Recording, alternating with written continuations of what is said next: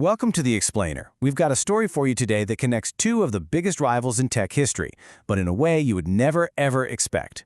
It's a story that starts with an all-out declaration of war, but it ends with a secret, almost unbelievable obsession.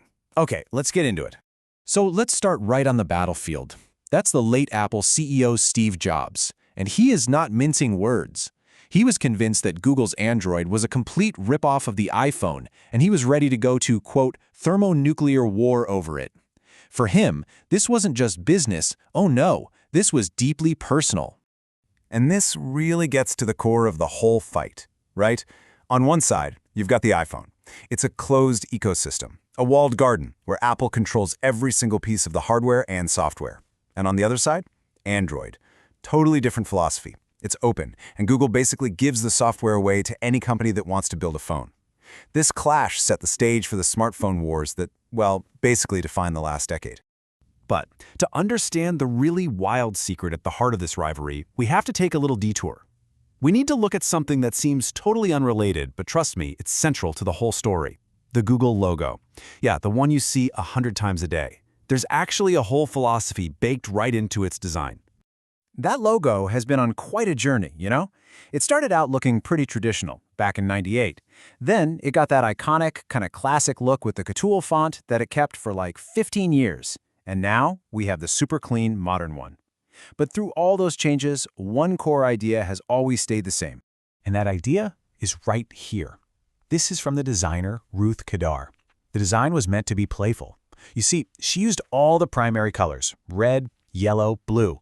But then, bam, she breaks the pattern. She puts a secondary color, green, on the L. It was such a simple but brilliant way to say, hey, we're Google. We don't just follow the rules, we're here to do things differently. Now here's where it gets really juicy. Before all this thermonuclear war talk, Apple and Google, they were tight. I mean, they were partners, working together, supposedly sharing this vision for the future. So what on earth happened? How did friends become such bitter foes?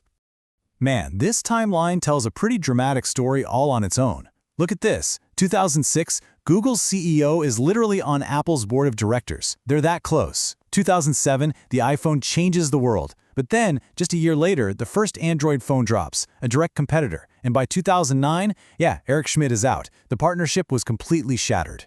And the official reason given? Oh, it was very corporate, very diplomatic, increasing conflicts of interest. But everybody knew what that really meant. The smartphone wars had officially begun, and you just can't have the enemy's top general sitting in your war room, can you? The alliance was over. Okay, so this brings us to a very specific moment. It's January 2008, the rivalry is getting nasty, and on a quiet Sunday morning, a top Google executive gets an urgent phone call from Steve Jobs himself. This is where our story takes a hard, unexpected turn. I mean, just think about that for a second. What could possibly be so important that the CEO of Apple personally calls a key executive at his biggest rival on a weekend? Was it a massive security flaw? A huge lawsuit? Did a server farm explode? What kind of five-alarm fire warrants that kind of call? The answer is, it's just amazing. The urgent emergency wasn't a bug. It wasn't a security crisis. It was the logo. Steve Jobs called Vic Gundotra, who is in charge of mobile apps at Google, because the specific shade of yellow on the gradient of the second O in the Google logo icon on the iPhone was slightly off. It was, in his words, just wrong. And if you think he was just being a little dramatic on the phone, get this. The follow-up email he sent just minutes later had the subject line, Icon Ambulance. He was treating a tiny visual mistake with the seriousness of a medical emergency. And you better believe that fix was made, like, immediately. So why? Why on earth did this ridiculously small detail matter so much to Steve Jobs? Why would he call a competitor on a Sunday about it? Well, this moment, this little obsession, it reveals everything about what drove him. And it's a lesson that goes way beyond just corporate rivalry. So the guy on the other end of that call, Vic Gundotra from Google, he didn't see it as some crazy micromanagement. He saw it as this profound lesson in what it means to lead and to be passionate. As he said later, he realized that CEOs should care about those details. They should care about the exact shade of yellow, even on a Sunday. And that's really the heart of it all. Jobs' obsession wasn't even about Apple's logo. It was about Google's logo showing up perfectly on an Apple product. Even as they were gearing up for war, his absolute, uncompromising passion for a perfect user experience, it went beyond company lines. For him, the only thing that mattered was what the user saw, and if something was wrong, it had to be fixed. It didn't matter whose logo it was. This whole story just shows you something so powerful.